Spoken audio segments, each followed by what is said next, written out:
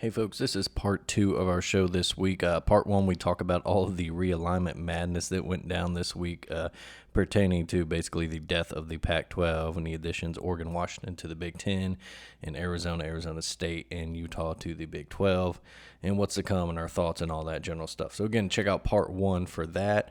This is part two where we preview the Big 12 and Pac-12. So let's go ahead and get you to that. Alabama take projection.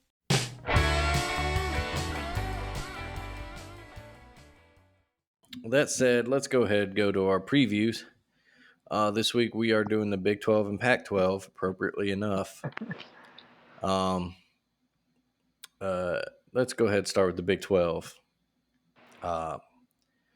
It's pretty. I got our contenders. I got two listed. I think it's between Texas and Oklahoma are your two big teams this year. Your two favorites on both ends, even despite maybe lackluster seasons recently and last year. Oklahoma, you just figure they're going to bounce back with so much talent on that team. Good quarterback, good skill position players. Maybe it just took a year for Brent Venables to get his kind of culture in there. Nick Saban went 7-6 his first year in Tuscaloosa, and then took him to the SEC title game the next year. What are your thoughts on Oklahoma, Greg? Well, OU, they're in a kind of a tricky situation because they've had such a recent history since Bob Stoops became the coach. I mean, OU's been top of the college football world. And they kind of took a punch in the gut seeing, folks go to USC because they felt that they were, at that top level, and to have a coach just leave and go to another program, maybe not even as relevant as far as success, but just the money aspect, that took a punch in the gut. Maybe feeling maybe we're not as important as we thought we were, or as big, and I think that really hurt them.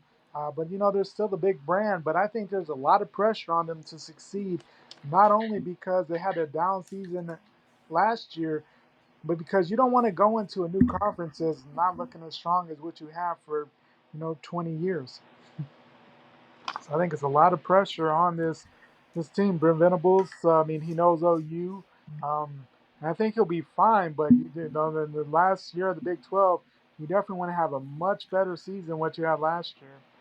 We know Yeah, that for sure, especially going into the buzzsaw that is the SEC. exactly. Um, They have a talented quarterback in Dylan Gabriel.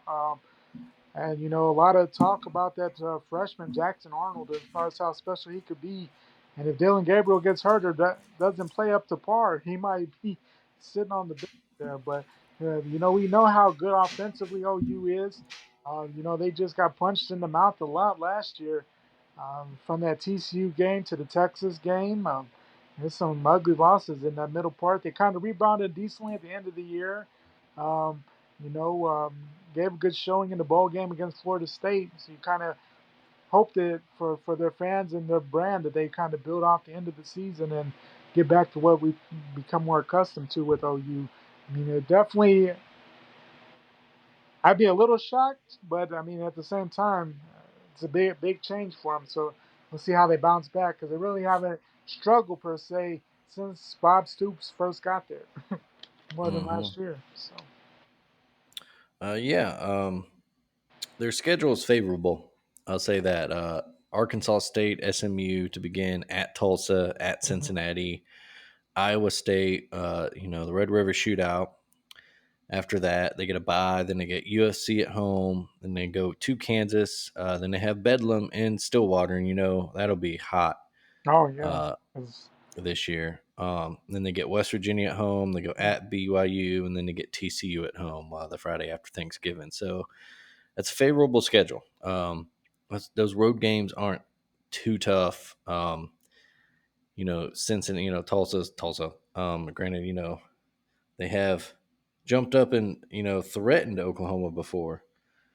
Um, Maybe have they ever upset Oklahoma? No, No. Let's they, see right here. I'm looking. They have not lost at Tulsa since 1942. So, not really. Cincinnati should have a down year. Kansas probably won't have the magic from last year. Um, And even then, they still beat the mess out of Kansas, and they were down. yeah, they put 52 on them. Yeah. Like we said, Bedlam's definitely that's your toughest road game right there, just because of the emotional stakes of it, and they've always had trouble in Because Mike, Stillwater. yeah, Mike Gundy, he the whole time he's been like, well, this is the last time we're ever playing OU. Yeah. So, Um, and then you get your toughest get two games are Texas and in the Cotton Bowl, neutral site, and then TCU at home. yeah. Um, They'll definitely be looking for revenge after last year. Wow. You get Iowa State at home too. You don't have to go to Ames, which has Yep. always been just a scary, scary place for any Big 12 team, but Oklahoma specifically, it seems like Got they luck always. out and don't play their other guys. K State, they've had trouble with K State, not even on the schedule this year. So, Yeah, yeah, they avoid K State. That's big.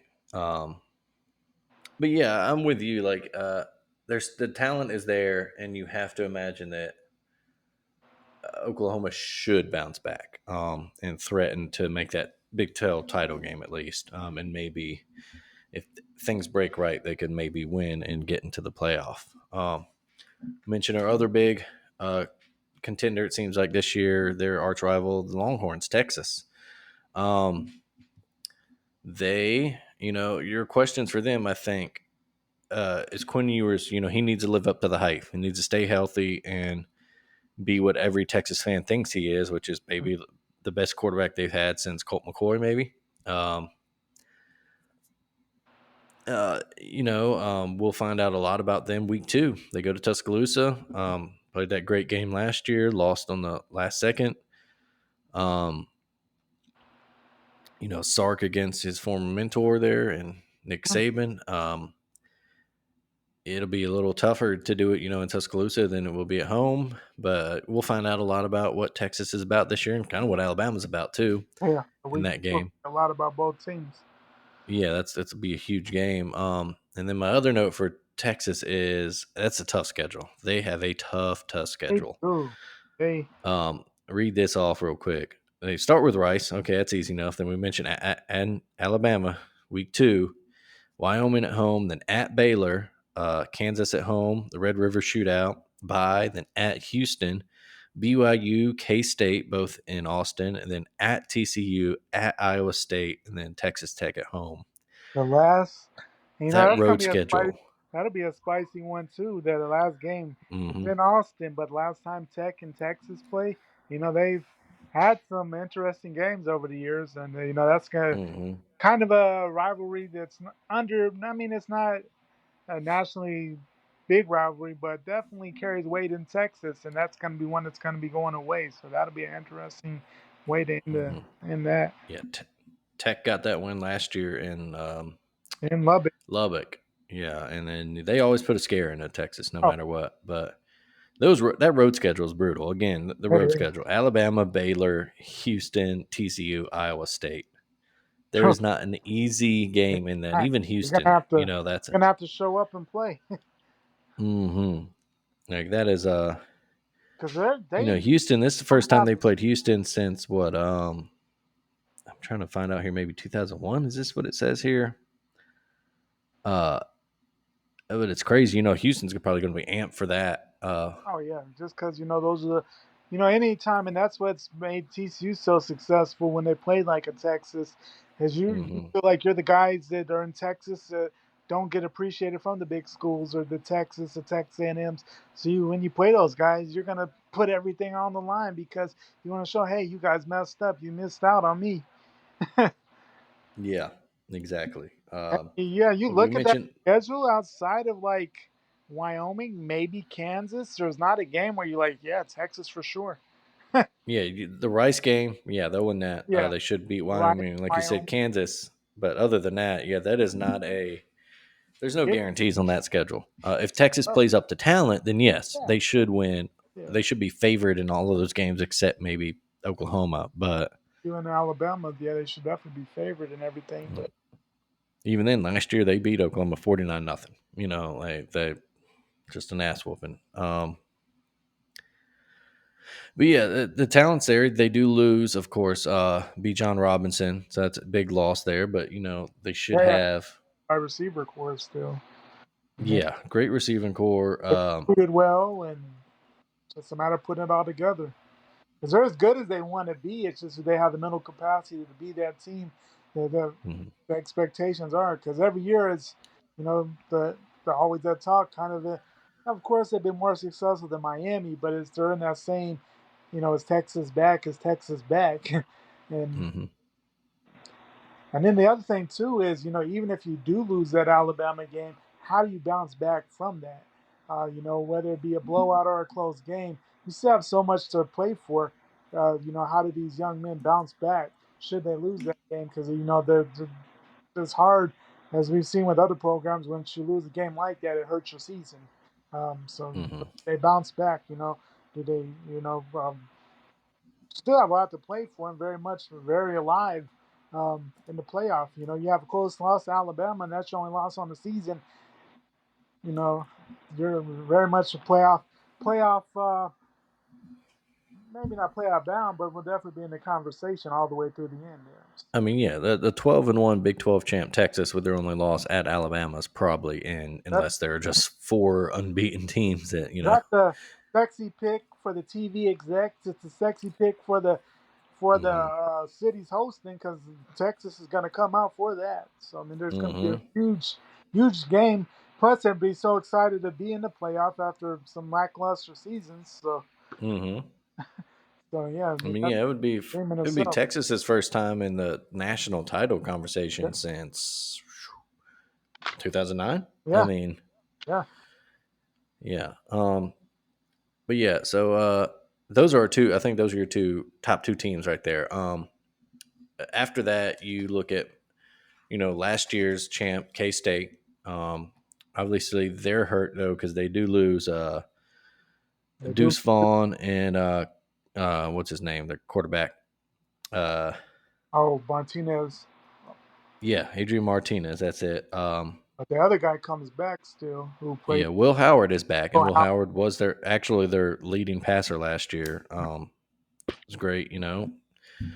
15 to 4 touchdown to interception ratio. That's good. Um, Not quite the dangerous with his legs as Martinez was, but they, maybe a little bit of drop off from last year's, Big 12 chance, beat TCU in the title game, and then, had jumped up 10-0 on Alabama in the Sugar Bowl before Bryce Young, decided he had had enough of that. yeah. Um, They're well coached. I mean, Chris Klieman's a heck hmm of a coach. Came up from North Dakota State, and they're going to give you a game. I mean, that's a team you never can sleep on. You can't say, "Oh, that's a give me," because K State will punch you in the mouth, and they will. They're physical. They run the ball well. They don't make mistakes. Like they might be. You can out like Alabama. We out athletic them. I mean, we just had the dogs that they hmm didn't have long term. But they're going to hang with a lot of teams, so you can't count them out. It's hard. You're not going to say, "Oh, another Big 12 title," but they're very capable going 9-3, 8-4 for sure, and very much hmm You're going to know after you play K State that you played K State. Absolutely, yeah. They're one of those teams you're gonna feel it for a week. And you're gonna have a little bit of hangover. They had last year, like I said, Big 12 champs. They lost 4 games. The Sugar Bowl we mentioned, they lost to Tulane. The eventual Yeah, I mean, well, it looked bad at Cotton the Bowl time, champs. Yeah, but you look back, you're like, man, Tulane was a heck of a team. yeah. They lost their regular season matchup at TCU. Again, they avenged that, and then they lost a close one to Texas.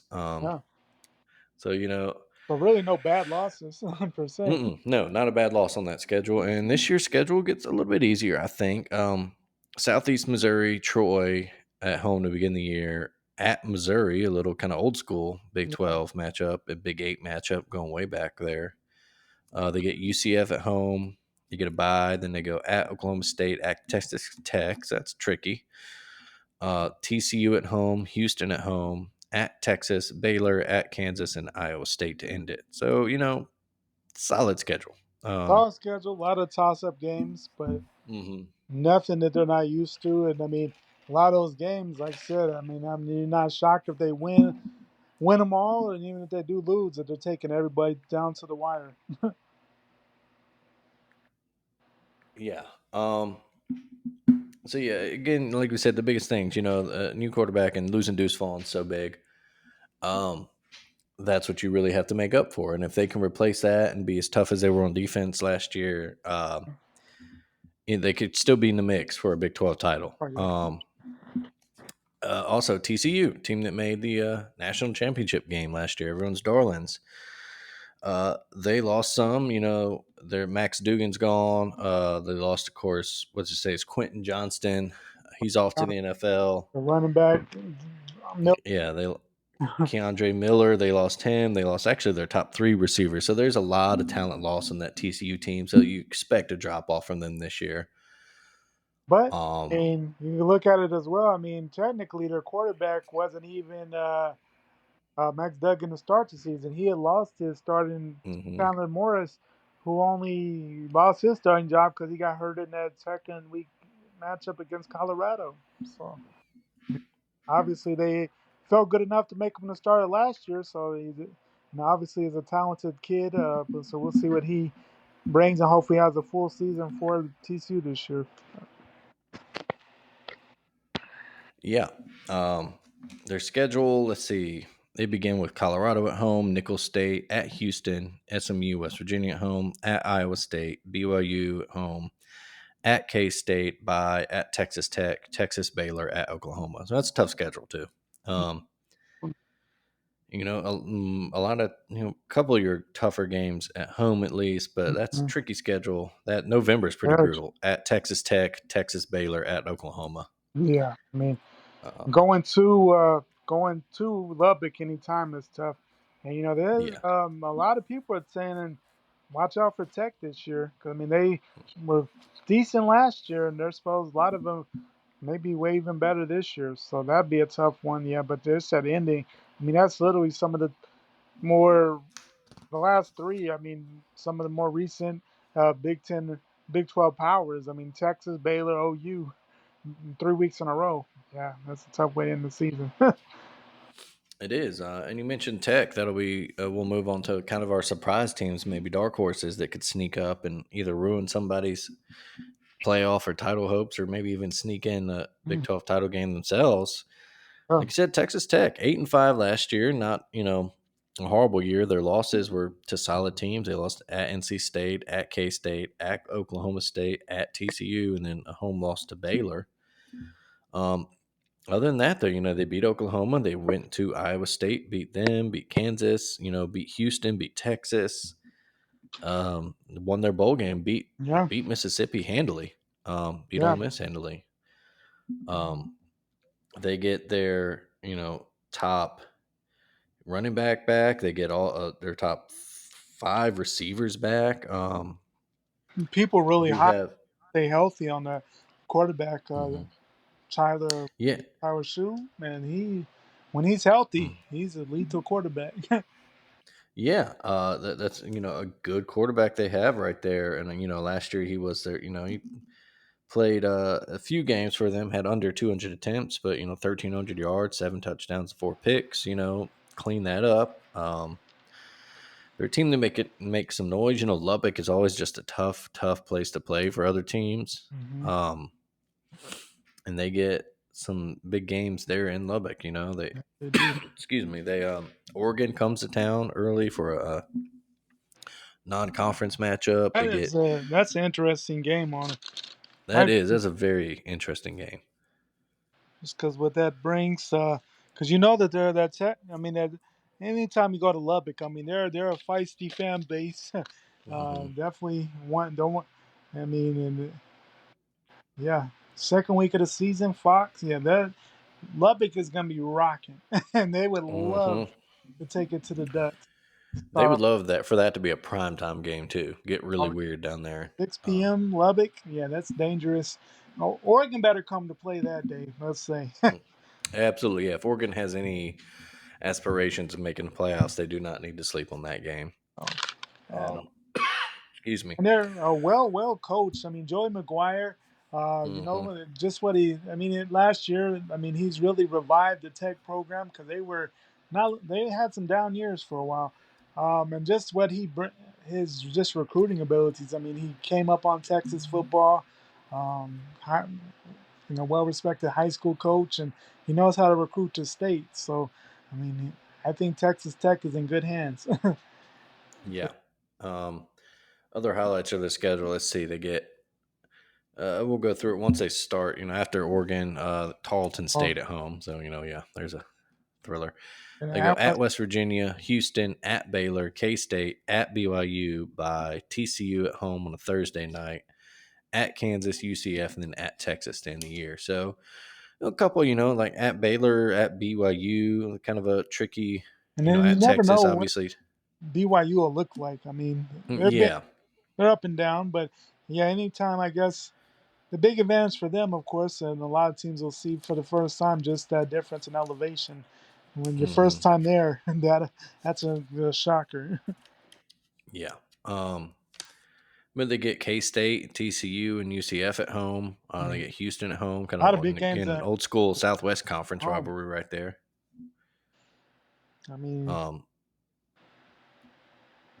yeah, they won a two overtime thriller over Houston last year. yeah, Um, yeah, that just again, that's a team to just keep an eye on. yeah. If they, Things break right for them. yeah, Yeah, that's a team that could make some noise there. Um, they're a dark horse. They if the things, yeah, if they get some good bounces by the time they get to that, again, that's kind of a, that November is a tough close, and then kind of that stretch where they go at Baylor, K State, at BYU, and October is a little tricky. But if they can navigate that, get to November, say with maybe one loss, two, watch out. they can make some noise. Hmm. I think our other team, a candidate to possibly knock off Texas, Oklahoma, Baylor had a down year last year, but a Yeah, program that had been humming along. Other than the COVID year, they had a bad year there. They're 10-win team for a lot of years. They get 12 starters back this year, and they absolutely should bounce back. and they have a good coach there. Dave Aranda, yeah, good coach there. His coming into his, I think, about fourth season or so there. They do. They also get back a lot of their leading producers. Get back Mhm. quarterback. They get back leading rushers and receivers. They're always going to have speed on that team. They're a fast team. Yeah, Um, definitely fast, athletic. Yeah, it's just can they mhm, bounce back? And you look at the schedule. I mean what they've come accustomed to a lot of the Big 12 teams, but you look at that future week two, that future Big 12 game against mhm. Utah. I mean that'll be an interesting one. They're They in get Wake. them in Waco. Yeah. Yeah, They get Texas in Waco. They yeah, get Tech Tech in in Waco. They Waco. get Iowa State, Houston, and West Virginia all come to Waco. So that's some lot of games in Waco. It seems like. Yeah, they're four. They got four road games here. They are UCF, Cincy, K State, TCU. So that is a tough road schedule. It's a tough road schedule, but you look at it, UCF. I mean, we know that UCF is good, but we also know that Baylor should be the more talented team there. yeah, and Um, Cincinnati a down year, like we said, yeah, probably. Um, yeah, again, this is just a team that if they kind of play up to their potential, they stay healthy. you expect them to be an 8-4, 9-3 type of caliber team at least. Yeah, yeah. After going 6-7 last year, you expect them to, yeah, like you said, bump up to 8-9 wins, and then if they get a couple good breaks, Yeah, make a couple of big things going on, they could absolutely, uh, if they steal a game against Texas in late September, yeah, that's huge going forward. If they can, knock off K State and TCU on the road, that they could find themselves in a Big 12 title game. exactly, exactly. Um, how about you? You got any other teams you want to talk about in the, Um, or at least as far as surprise teams? I think we kind of talked about who I think really is the surprise team. I think a lot of people talked about them is just what Texas Tech brings. Hmm. I think there's a lot of teams that we really don't know how they're. There's a lot of teams that we really don't know. Like a UCF. I mean, we know Hmm. what they have been. But they're kind of up and down. They get up one week and they have a weird loss here and there. We know Gus has a history of winning big games and losing weird ones. So I mean, that's Mm-hmm. Auburn fans know all about that. So you Well, never yeah, know what that UCF. I was going to say there, that's where I was going to go. How do you think the newcomers are going to fare? New to the conference this year, UCF, Cincy, Houston, and BYU. Um, how do I, you think they're going to show? I mean, I think they're. I mean, I think that they're gonna. I think they'll be okay. I mean, I don't know how many are gonna have successful seasons, but I don't think anybody's. You're gonna see anybody and be like, man, they don't really belong. And I mean, they. We know that they've. The best of the best below the Power Five. So I mean, a lot of them have been right there, and we've seen them play and beat big teams. I guess it's the first time to show a full Power Five conference schedule. But I think they're going to hang in a lot of games. I mean, Mm-hmm. maybe pull off some upsets, but you're not going to be like, oh, why did we add them? Or ooh, it's maybe not as good as it looked. I think that I think long term those teams will be fine. Um, Yeah, like you said, UCF, their X factor is Gus Malzahn. You never know the Gus yeah. bus, what it's going to do there. They have an interesting schedule. They actually travel to Boise for an out of conference game. Um, as far as their Big 12 schedule goes, they have to go at K State, Kansas, Oklahoma, Cincy, and Tech. But Hmm, they that's get tough. Baylor, West Virginia, Oklahoma State, and Houston at home. They avoid Yeah. Texas and TCU.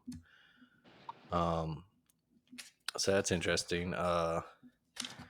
Like you said, we talked about BYU. They're kind of an unknown. They're one of these teams you never know how they're going to be from year to year. Yeah. They post winning records, but then every now and again they bust up and they're an 11-1, 10-3 team. Right. Yeah. I mean, they seem Um, to be well coached. It's just a matter of, mhm, I guess, the biggest thing with them is overall, do they have the athletes that some of these other programs have? And you see it. Sometimes they pull off an upset, um, but then you see other games where they've been outmatched completely. But then sometimes we've seen 2 years ago. I mean, they were very much a dark horse for the playoff at one point. mhm, So I mean, they pulled off some big time wins. They're a team that especially going there. I mean, at home at night, I mean that place can't get rocking. It's a dangerous place to go into, and you wanted to mhm. make sure you show up. But yeah, they're kind of an unknown just because you don't know. You know they're gonna be somewhat decent, but you just don't know if they're gonna be kind of a 500 decent or if they're really gonna take it to you. Because they're you wouldn't be shocked if you're 10-2. You wouldn't be shocked if you're 6-6 either. So it's kind of a strange team with that. Exactly. Yeah, they're one of those teams. Look at their records in the past 5 or so years: 7-6, 76, 11-1 in that COVID year where they lost that late matchup to Coastal Carolina. Which, if they had won that, maybe they could have snuck into that playoff with that weird year. 10-3 and 21, and dropped to 8-5 last year. It's some tough. They had a 4-game losing streak in the middle of the year, and then bounced back and won their last 4 games, including the Yeah. bowl game. Um, they do have it's kind of a rough schedule looking at it. They open with 2 lightweights, Sam Houston, Southern Utah. Okay, they should win those. Hmm. And then at Arkansas, they lost. The Was Hogs came in and put it They on them. And they thumped. That was when I was like, man, Arkansas is crazy for playing BYU at BYU, and they mhm. really. I mean, I guess that's one of those ones that were, like I said, every now and again they just get out athletic, and they. Yeah, and that's Oh, what that game was, because that was I think looking at this, it was 38-35 in the fourth quarter, and then Arkansas just leaned on them with their talent and yeah. pulled away. But their Big 12 schedule looked pretty rough. At Kansas, home for Cincy. At TCU, home for Tech. At Texas, at West Virginia. Iowa State, Oklahoma at home. Then in the season at Oklahoma State. It's kind of a rude welcome there. The Yeah. at TCU, at Texas, that's And rough. West Virginia, you never know. They're another team you just never know how they're going to be. But Morgantown's one of the tricky places to play. yeah. I don't know Um, how up they get for BYU, but yeah, other yeah, spots definitely. yeah. Not a Other place you want to go newcomers. if you have title aspirations at the end of the year. Not a place you want to go. No, Yeah, yeah. some crazy stuff happened there. That's, Yeah, and then we got Houston, kind of making a return of sorts. They've never been a Big 12 team, but they are an old Southwest Conference team. Dana Holgerson coming back to the Big 12, after being at West Virginia from that was kind of 2011 to 2018. yeah, that's kind of a weird move. I mean, yeah, I mean Hmm. you understand Houston's not exactly the smallest, but just come to move from a willingly move from a Power Five because I mean he wasn't fired or anything at West Virginia, but he kind of moved on to Houston. I guess he just liked that opportunity more. But the Houston is a team that they've been for a while. I mean, they were the kind of the stepping stone before you got your big break. I mean, we saw Kevin Sumlin there at a point, and I mean, Hmm. he had them going. They had some QBs numbers galore for quite a while. Then I can't think of his name. The guy that went to he coached at Texas for a while before Sark. Uh, Oh, now he's Herman, yeah, Tom Tom Herman. Herman, now USF, but I mean he had Houston going. I mean, he had them almost. They beat Florida State in the Sugar Bowl one year. They beat OU in the Hmm. regular season. So I mean, he had them going. They've recruited as well as they can. I mean, they have a big market there in Houston, a lot of talented. So it's just a matter of, I guess, consistency more than anything with Houston. And um, Yeah, and they're another team that they kind of like pop around this 8 win that 8 win mark for a while, yeah, and then all of a sudden, like 2021, they had a 12 win team. They lost to Texas Tech, and then they lost to Cincinnati in the AAC title game. right, The year that Cincy went to the playoff. playoff. Yeah. So they do lose some production. They lose their quarterback Mhm. from last year. A 4,000 yard thrower, but like you mentioned, they kind of plug them in that system. They do. They only get 12 starters back, so it might be a little rough for them in their first year. Um, they do get, let's see, TCU, Texas, um, Oklahoma State at home. They do have road games at UCF, Baylor, K State, and Texas Tech. So, And see, but that's again, a these are kind of rivalries. right, exactly. And that's another thing beautiful about the regional rivalries is because, even if, you, well, I mean, it's a final year, unfortunately, but, should had it been long term, with Houston, Texas, Houston has a down year. There's so many Texas alumni that they're still going to fill the stadium. Of course, it's the last year for that. But, Hmm. long when you look at regional things, I mean, that's the beauty of a regional thing is you have so many alumni from other places that even if that one team is having a down year, the other team is people are going to show up and at least bring the economy for the weekend and fill the state. Yeah. Which, a semi-related note, but come on, Big 12. Why haven't we gotten SMU back in the conference? Like, let That's a SMU thing wants that they want to spend some money again. They got a big alumni base. They got money to throw around. Let's just go back to those old Southwest Conference days where just the boosters because are I just mean throwing I know money they're a around. team. Yeah, they're a team that they've really they've gotten their football program better. Um, Sonny Dykes had them going the right direction before he moved across the county. uh, Yeah. And, we've seen what he did at TCU, but I mean they've put a decent program back around it. They've put more money back into the program. They're actually trying to win games, and you would think at some point they're attractive enough. And then the DFW, you don't want to lose that. Hmm. I guess the TV thing is well. It'd be interesting to see long term where SMU actually goes. I mean, are they never going to move back up again, or is there any value in? Yeah. That's a Is tough there one. any hope for them? Yeah, they Yeah. they, they were kind of one of those rumored with San Diego State that maybe they could go to the Pac-12, which would have been weird for them. But you understand why the Pac-12 would get, like you said, that Dallas Fort Worth market. Hmm. But yeah, come on, someone get these SMU back in the fold here. Let's just revive that old bunch of Texas oil guys with a bunch of money, just trying to have their alumni, their alma maters beat their friends' alma maters. Because no matter what, like yeah, the SWC's been dead for forever now. But Mhm. I mean, a lot of you think these young folks the, they don't even s- know what the SWC is. the spirit's there. Yeah. Yeah.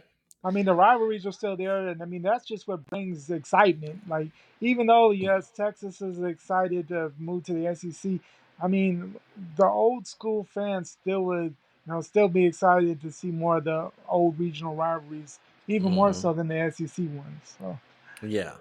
Oh no, yeah, that's like if I'm playing, if we had it, a college football game and you're allowed to make your own conferences. No, I'm bringing back that old kind of like the Big 12 is all those Texas teams, then oh plus yeah, your Oklahomas or something like uh-huh. that. But hell, here's what you do if you're the Big 12. You tell UCF, West Virginia, and Cincinnati, give them to the ACC. Let the Yeah, ACC kind of combine that ACC and then old school Big East feel. Get that part going, and then you call SMU back home. yeah, Uh, you find a TV exec somewhere that wants to throw a lot of money at you, and you lure Arkansas back because oh yeah, Arkansas could really win. They could become a power in the Big 12 now without Texas and OU and A&M. And then maybe you get a couple of those up and coming like a North Texas or a UTSA, something like yeah, that. for sure. Just get that whole Texas feel back, and Yeah, but that's probably good on the Big 12. Let's go ahead and move to the Pac-12 now. From probably the last year ever in man, football. crazy to think about. It's a shame because what a year it looks like it's going to be. This is a wide open conference So many, where so many teams are could have playoff aspirations. At it's least wide three. open. USC should be the standout favorite talent wise, Yeah. but this is maybe the conference of the best quarterback conference in the country Oh, right now. You get Caleb Williams at USC, Cam Rising at Utah, Bo Nix at Oregon, Michael Penix at Washington. yeah. Um, there's just some crazy quarterbacks in that conference. We'll start those four teams. Actually, I have listed as our contenders probably. In my notes, I put for USC two things. One, they got to get over that Utah hump, Oh, yeah. and That's it. two, they literally just need any improvement from their defense. Should give them a Pac-12 title. Just any improvement at all. Right. Anything, And any we know sign they're of going to put up improvement. points. That's an inevitable thing. But can they stop anybody when it matters? That's the other thing. Yeah, that defense last year was just so bad and just could not stop anybody. It cost them against Utah. It cost them against Tulane in the Cotton Bowl. Yeah. Um, their offense was able to survive like the UCLA game, survive Arizona and Cal. When those teams were kind of putting up a bunch of points on them. Right. If their defense literally just needs like a stop or two more a game this year, Yeah. They're very. and Yeah. It's that old cliche: football is a game of inches, and we saw that many times with USC last year. hmm and their last year in the Pac-12 that's scheduled. It's okay. They're big games. They got to go at Oregon late in the season, at Cal. They should be Cal. It shouldn't be a problem. But again, they struggled at home. They only beat them about 6 points last year at home. Yeah. So you They never get know. they do have that big out of conference game at Notre Dame, middle of October. At Arizona State, um, at Colorado. Those are two teams, again, talent wise, they should easily win those games. Hmm. And they did last year. Uh, you get Utah at home, Washington at home, UCLA at home. It's a rough, if you look at, from like Notre Dame on, it kind of gets, that's where their schedule gets real. Like, it's at Notre Dame, then the next week they get Utah at home. Then we mentioned at Cal, which they should win, but again, Cal loves to get up for that game, and Hmm. then you get Washington at home, then at Oregon, and then UCLA. So That's a that tough. November in particular is pretty brutal. Yeah, the end Um, of October, November. Boy, mhm. that's a tough. So, but if they can run it, I mean, that's a playoff Oh team and a yeah. national I title mean, and contender there's right not a there. game where you say they can't. I mean, there's not a game on the schedule that say, "Oh, there's no way they win." Yeah, They're probably a exactly. Yeah. favorite in almost every game, I would assume.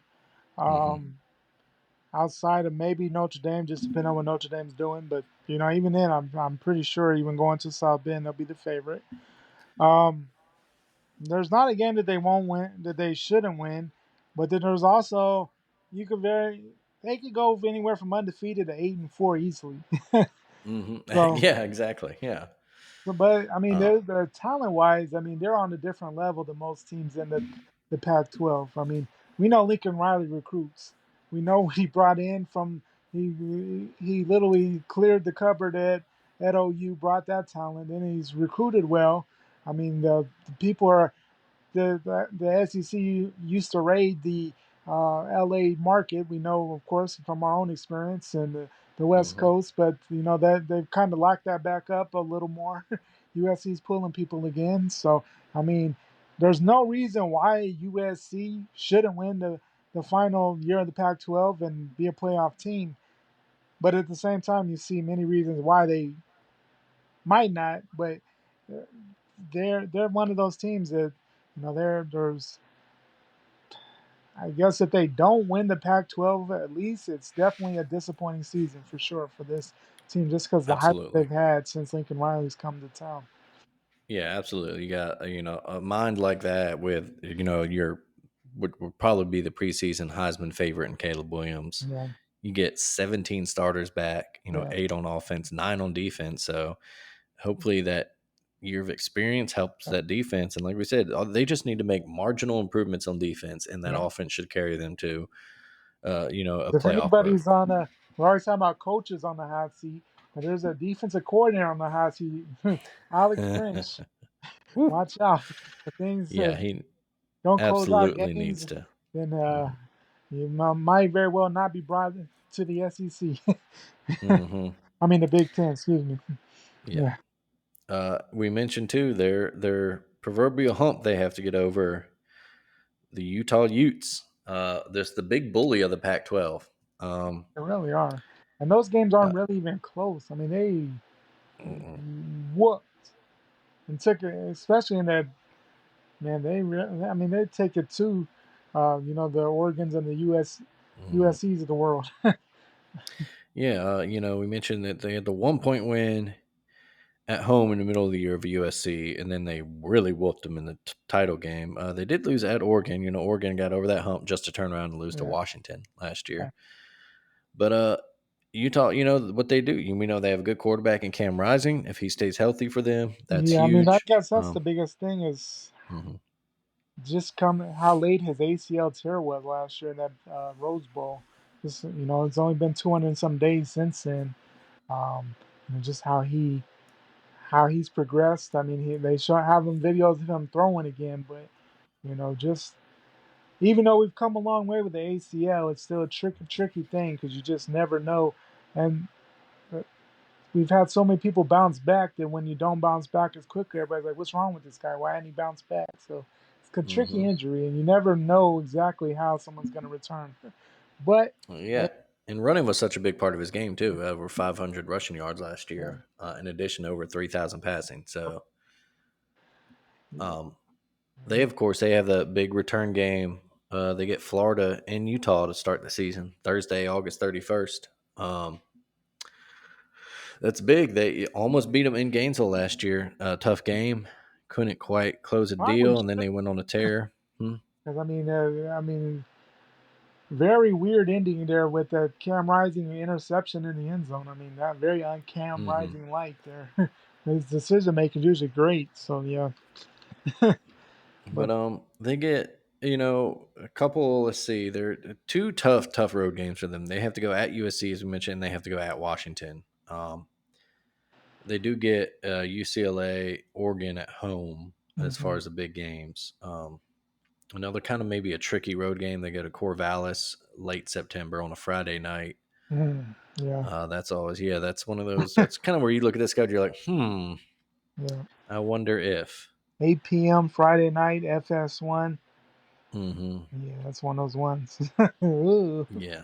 watch out. But they, like we said, they have the talent. They're always a tough defensive team. They like Always a to tough push people around. Yeah, physical. Yeah, for sure. A physical team. Yeah. Back How? to Pac-12 champions. Yeah. Um, That's amazing though how long Kyle Whittingham has been at.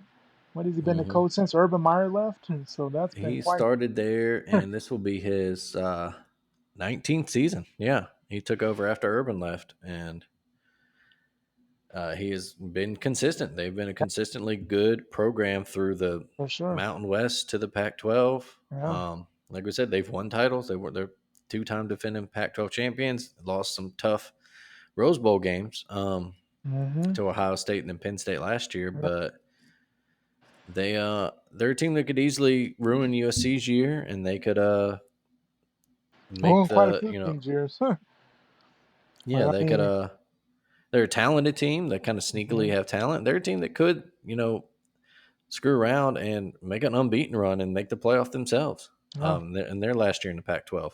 Um, but yeah, our other another contender, Oregon, last year, a team that had national title aspirations after getting just embarrassed by Georgia to start the year, went Yeah. on a run and started looking like a real Really legit contender. We mentioned, and then lost to Washington late in the year, and then lost the Civil War to Oregon State.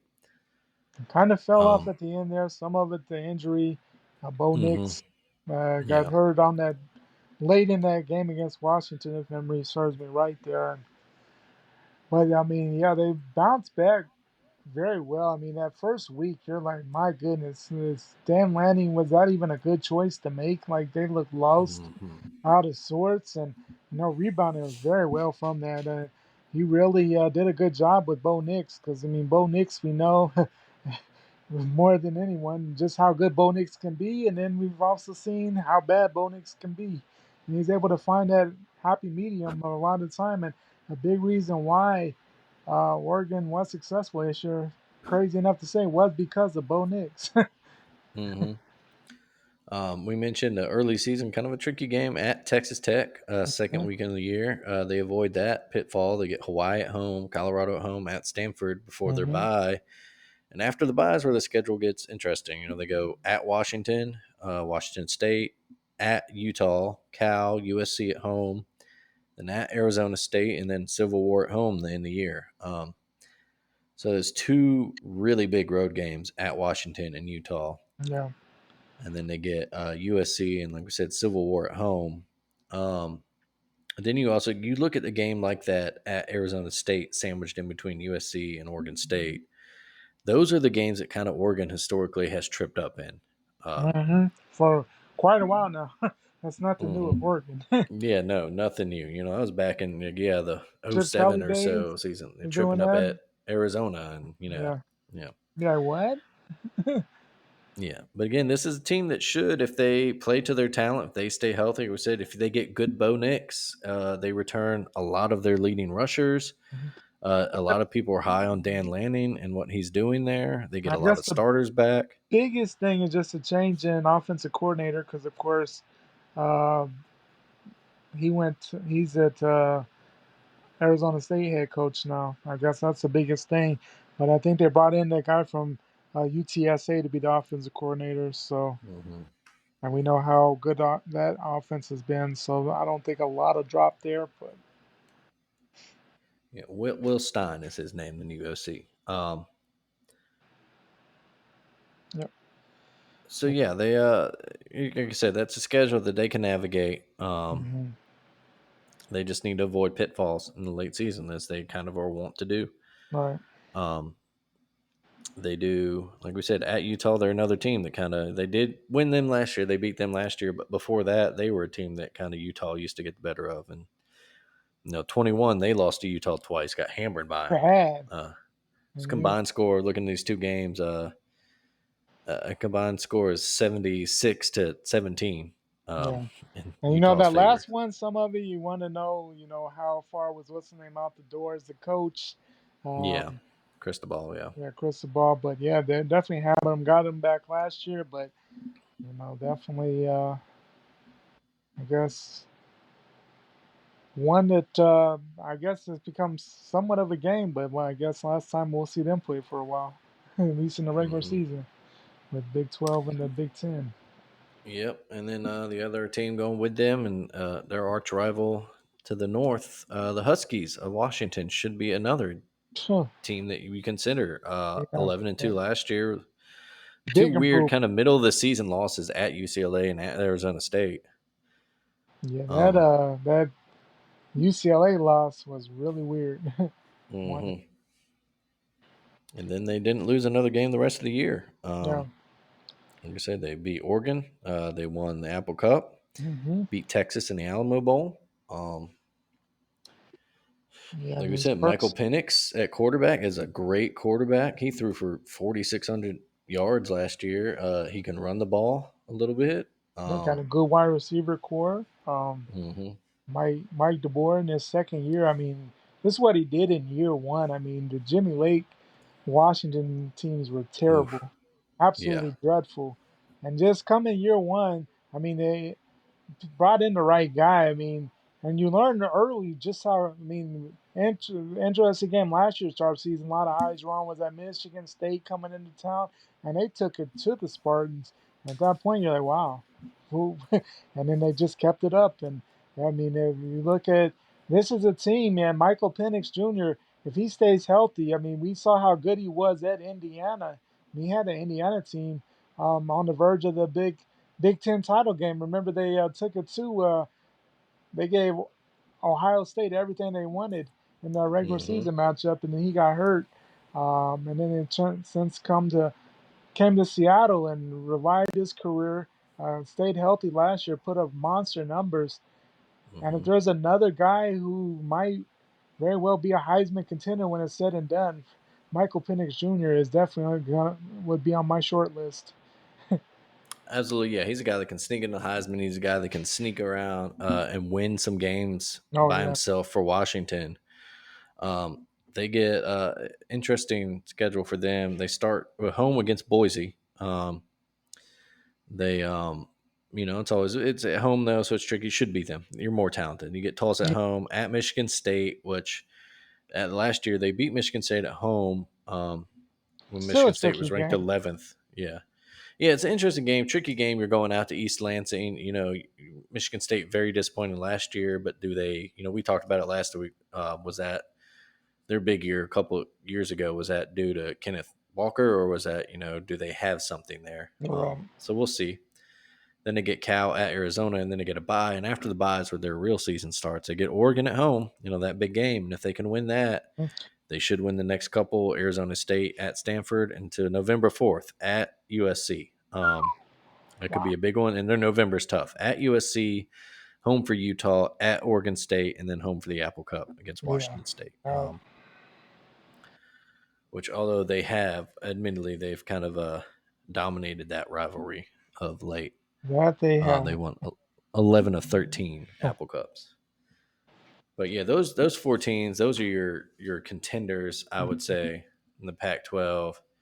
And then you look at maybe teams that could sneak around and ruin a season, maybe not win the title, but definitely ruin it. Oregon State, a They had a 10-win good, team last good, year. yeah, 10 wins last year. hmm Um, won the Civil War. Um, hmm went to, I mean, it went. I mean, at that time, it was an eye opener when they went into Madison and really took it to the Badgers. hmm Not that, I mean, it ended up not being as big, but at that point, you're like, wow. And Yeah. they had an excellent season, and they're always a sneaky team because Corvallis can get crazy, especially at night. Yeah, and they avoid USC on their schedule. They get Hmm. Utah at home. They get UCLA at home. They get Washington at home. Um, they only have their tough road game. There's only one really. They go at Oregon for Civil War. They do travel at Washington State early in the year, but they should be a better team than Washington State. Yeah, Um, they do get Pac-12 killer San Diego State early in the year, but that's in yeah, Corvallis. yeah. It should be okay, I would think. Yeah. And then the other team that maybe could sneak up, ruin some years, UCLA, because they're just such under Chip Kelly. They've been You such kind of a never wild know. card. Yeah, the main Yeah, thing with exactly. You them do not is know. finding a new quarterback. Seemed like hmm with Dorian, the four Yeah, name, Thompson Robinson, even DTR, he's gone. like 20 years. It seemed like he was just all time quarterback in UCLA. But Yeah, he's been one of those guys. He was one of those guys that you're like, he's still in school. And then, of course, yeah, they lose Zach Charbonnet. yeah, So they lose a lot of talent on the yeah. offense side of the ball. They lose their two leading receivers as well. Hmm. Um, but they were close. They were a 9-4 team last year, but they had coupled close losses to Arizona and then rival USC, so they easily could have been Hmm. 11-2. So again, they're just a team that if they could play, they maybe don't have the most talented roster. They don't recruit as well as they should. They're one of the all-time underachieving programs in college football. Yeah, Um, for sure. absolutely, yeah, And absolutely should. Great uniforms, great location. You get to play in the Rose Bowl. You get to live yeah, in LA and Westwood. but they're always in Um, USC shadow. hmm Yeah, but Yeah, they don't get nearly enough talent as they should. But Chip no, Kelly has kind of made a career out of maybe winning with less talent than his opponents. exactly. But they do, schedule wise, they do have to go to Utah and to USC this year. Yeah. They avoid Washington and Oregon on the schedule. So, Oh, that's always a good thing. You can yeah. avoid that. And a couple interesting non conference games to start the year. They host Coastal Carolina, and then they Yeah, go at aforementioned Pac 12 killer San Diego State the second week. So that's interesting. it is So we'll see. interesting. And not only that, as we've seen, even for bigger games, I mean, if the Rose Bowl can it's not an intimidating place to go and play. I mean, it's not a Hmm home field advantage. So I mean, no one's gonna come and be, oh my God, we're playing Yeah, UCLA in the exactly. Rose Bowl. hmm but yeah. And then as far as any other teams you'd like to touch on the Pac 12, I think that's probably I it on my list. almost I would say they're ever improving. Arizona's an interesting team. I Hmm think they got the right guy in there. I mean, 2 years ago, I mean he was 1-11, jumped up to 5-7 last year, and gave some hmm teams some fits. I think Arizona's a team on the rise. When you, but of course, you're not winning the Pac-12, but you're gonna have to show up to beat the Wildcats this year. So not a gimme game for sure. Yeah, they do return a lot of offensive A lot talent, of talent. a lot of leading rushers, a quarterback. They lose their leading receiver, but return their next five leading receivers. Yeah, So eight starters back in the offense. Problem they only get three back on defense. Defense might be their problem this year. right. Um, and then schedule wise for them, interesting non conference at Mississippi State to a second week in the year. They hosted them last year, and State, pretty easily Yeah, won that game. right. Um, they host Washington, Oregon State, UCLA, and Utah in Pac-12 play. They have tough games. They have to go at USC and of course at Arizona State in the year. So we'll see. But like you said, that's probably a good pick for a team that could, maybe not threaten to win the Pac-12, but definitely ruin someone else's year. For sure. Um, and then after that, yeah, of course, the big story team will get a lot of attention, but maybe not translate to on-field success is Is Colorado. Colorado. Yep. We know Yeah. everything. I mean, we know what hmm all the outside off the field that Dion brings. I mean, he's an entertaining guy. A lot of eyes on Colorado. I mean, they sold out their spring game. I mean, hard to do at Colorado. I mean, they've been lackluster for so long. I mean, it's been a horrible run in the Pac-12. I mean, it's been bad, and not, there's not even a season when you thought, "Ooh, Colorado," until this hmm year.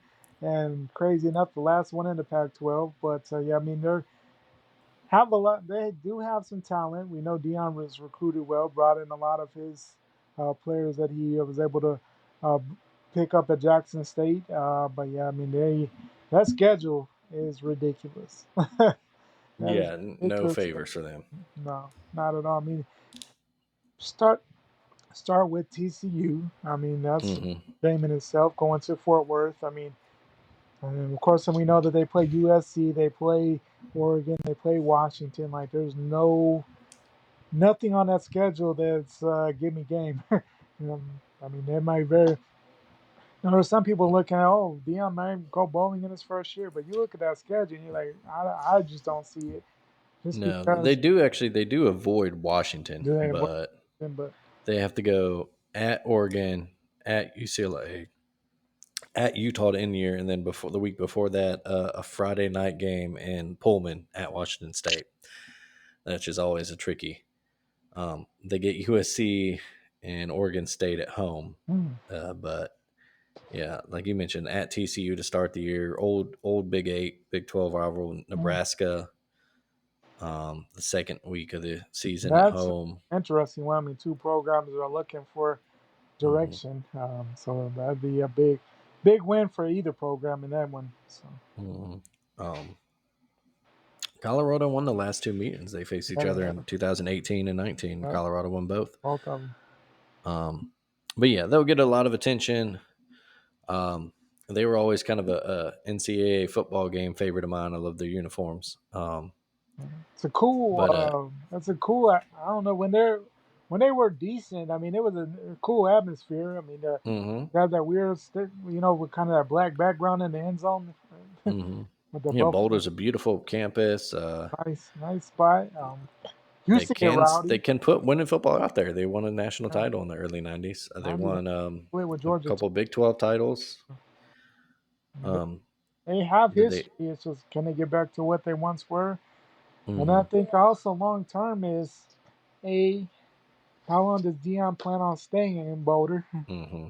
B, do they find success? Do they find the success? And then another thing, do we really? I mean, not no disrespect to him, but I don't think we really know if Dion's a good coach or not. We know he's a great recruiter. We know he's a Hmm. great atmosphere guy. He's gonna bring in people and bring excitement, but X's and O's. I mean, we really don't know. Can he make the Yeah. right adjustments in game? Can he, and that's going to be the biggest thing. Is just how dedicated are they to him? How dedicated is he to them long term? To see what this could be. I mean, it could be something interesting, especially going back to the Big 12 and regaining kind of that Texas recruiting base, just because of those teams that they'll play against. Hmm. It'll be a lot of eyes on this year. Don't think that this is going to be a very surprising year as far as wins, just because how tough the schedule will be. But long term, Hmm. could be interesting. Yeah, like I said, they're going to have a lot of eyeballs on them, and they'll Yeah, be kind of not an appointment viewing, but something that if you see them on the TV guide, you'll check them out at they'll least for check a them little out bit. just to see what they're all Yeah. about, what they bring, because they do have some talent out there, and just the pageantry and just the excitement that hasn't been Hmm. there in 20 plus years. Yeah, Dion brought with him his biggest two players, Travis Hunter, the outstanding 5-star quarterback, Yeah, cornerback, excuse me, and then his son Shador Sanders, who was like finalist for the Walter Payton, right? but, yeah, I mean, Which is very the very FCS talented Heisman, guy. basically. And you know Hmm. that dang well if Dion wasn't his dad and Dion wasn't the coach, that both those guys did the other big D1 programs. So, Exactly. Yeah. yeah, Um, but yeah. So that probably wraps up the Pac-12. yeah, Wraps up probably our college football talk for the week. Real quick, just some news and notes. The MLB trade line was this deadline was this week. The big move was Justin Verlander's going back to the Astros. Your Yankees spoiled his return there yesterday or the other day. There's a few starters on the move. That was kind of that was Verlander was the only real big blockbuster that yeah, happened. A few starters were on the move here and there. A big one that didn't happen was Eduardo Rodriguez of the Tigers turned down a move to the Dodgers, actually. yeah. Kind of weird. Um, and then you get teams like the Braves kind of just stood pat. They said, hey, we're getting Max Fried and Kyle Wright back to our rotation. They made a couple small, they got some relievers and a Yeah, backup infielder. Max Fried did come back, pitched 6 scoreless innings in his return against the Cubs. So, yeah. I uh, mean, you they're a know, team that I didn't think needed to make moves. I mean, they've been no. excellent all year. They're kind of heads and shoulders above most. Um, Yeah, and for all Alex Anthopoulos, Double A there, yeah, the talk of him, his GM moves. The year they won the World Series, the big moves he made were out of necessity because of injuries in the yeah, outfield. That's the year they picked exactly. up Adam Duvall and Jorge Soler and Eddie Rosario, and Eddie Rosario was NLCS MVP. Hmm. Soler was had a huge homer in the World Series. In Oh fact, did yeah, he win the World Series MVP there? I think he No. did. He was in Yeah. contention, but not. Yeah, he had that monster home run in the game, the series clinching game. But yeah, so like I said, kind of a tame MLB trade deadline. Verlander, the big one. Yeah. Um, I saw what Texas team. did and was like, wait a minute. Yeah, Gotcha. exactly. Yeah, they needed. Yeah, which yeah, Texas got that Max Scherzer move earlier, Yeah, and Houston. So that'll be a good pennant race to watch down the line. Of that'd be course, the interesting. second place will just get a wild card berth, but. Right. And that should be it. Anything else in the world of sports you wanted to touch on? Well, I mean, short, I guess, disappointing into the Women's World Cup season. I Mm-hmm. mean, round of 16 ended this morning. A lot of the old heads are like, this team isn't good, doesn't show a lot of passion, and unfortunately, they were right. I mean, the group stage didn't go as smoothly as thought, and ousted in the round of 16. So that's something new for the U.S. women's team to be out so early, and it's almost like the rest of the world's kind of catching up with in the women's soccer world a little bit. Yeah, and then they were kind of it was a team between eras almost. Yeah, That a lot of last the people, but Megan a lot. Rapinoe, that Yeah. Alex Morgan era is kind of at the end, and some younger people, Hmm. not quite maybe on there yet, but the worst finish ever for the Yeah, U.S. in the World Cup. They've never finished below third place before, which is just amazing when you yeah. actually read it or hear it. Been an amazing run, but I guess U.S. team as U.S. fans, how I guess we've come accustomed to being almost guaranteed at least a spot in the finals there. So to be out in the 16, it'd be interesting just to see what the next 4 years brings as far as the change in the young players and what they how they get back to it. But that was Hmm. another thing. Yeah. And it's a heartbreaking way to lose it too. Oh yeah, By a millimeter, that yeah. ball across the line. Oh, But it is what best it game is. of the Sweden. tournament. Congratulations to Sweden. Oh yeah, big win for them. And And now you look at who maybe Spain or Japan may be your favorites to yeah, take it now. for sure. But should be exciting for the rest of the world. Um, yeah, I think that's pretty good. I don't think I have anything else. Our next time out, we'll hit you with our SEC/Alabama preview. Um, I I mean, have to assume, figure out when that is. I'm actually out of town next weekend for work, so we'll get together and talk. yeah. I Um, mean, we assume we won't have any other major yeah, break, major. who knows? By that time, maybe Florida State coming to the SEC or the Big Ten has decided to go to 40 teams, or who knows? Who knows at this point? But Yeah, yeah, should be enough realignment drama for now. Um, with that said, all right, Greg, what's been done up real good for you? done it for me really good this week. I guess, and I guess just at work, just things getting back more to normal. I work in the trucking industry, so it's been up and down in this summer. Not as Hmm. profitable as what we've come accustomed to, but able to bounce back a little bit this month. So that's always a good thing. So I guess just a little more normalcy at work with the trucking market. How about you? Done up real good. Let's see. I think I mentioned it off camera, but the kiddo had a little ear infection. Got went to the doctor, got his medicine, and last night for the first time in about 3 weeks, he actually slept through the night. So me and mom were thankful for that. I bet. Um, so hopefully that continues and he Yes, keeps doing that sir. again because he's been a good sleeper so Right. far. So and then I guess as we were recording here, had it on the TV in the background, but Arsenal beat Man City in on penalties in the Nice. Community Shield, kind of the curtain raiser, the opening game of the English Premier League season. So that's good. Doesn't really mean much in the long scheme, but it does. It's good momentum to know that you Right. can beat Yes, your sir. your big rivals like that and Exactly. come from behind too. They scored a late goal to tie it, and then one on penalties. Nice. But yeah, as I mentioned, folks, next time out, SEC Alabama preview. So we'll have a lot to talk about then. And then maybe some college football playoff predictions that you can bet against. Um, yeah, Guaranteed money. yeah, easy money. Just do the opposite of what we say. Uh, But as always, thank you for listening, folks. Be sure to subscribe to us. Give us, good ratings on wherever you listen to us. Tell your friends about us. Tell some rich friends about us. And be sure to check out all the other great podcasts on the Alabama Take. Of course, our new female-led sports podcast, Stare Down, kind of more interview-oriented. They had a great crossover with Check Your Shelf this week. Taking It Down is taking a break this month in August, but we are Star Wars come back if you're a Star Wars fan. And of course, Alabama Slam every week for your wrestling fans, which I'm sure they'll have a lot to talk about this week with a Should big have a lot to SummerSlam. talk about. The tribal chief still remains the champ. Man, that was crazy. So we'll see what they think. I'm interested to see what they think about that. And remember, they are now on Wednesdays as well. But yeah, folks, thank you again for listening. We'll see you next time. Keep it done up real good yourselves out there. Greg, take it easy, bud. You too, Ben.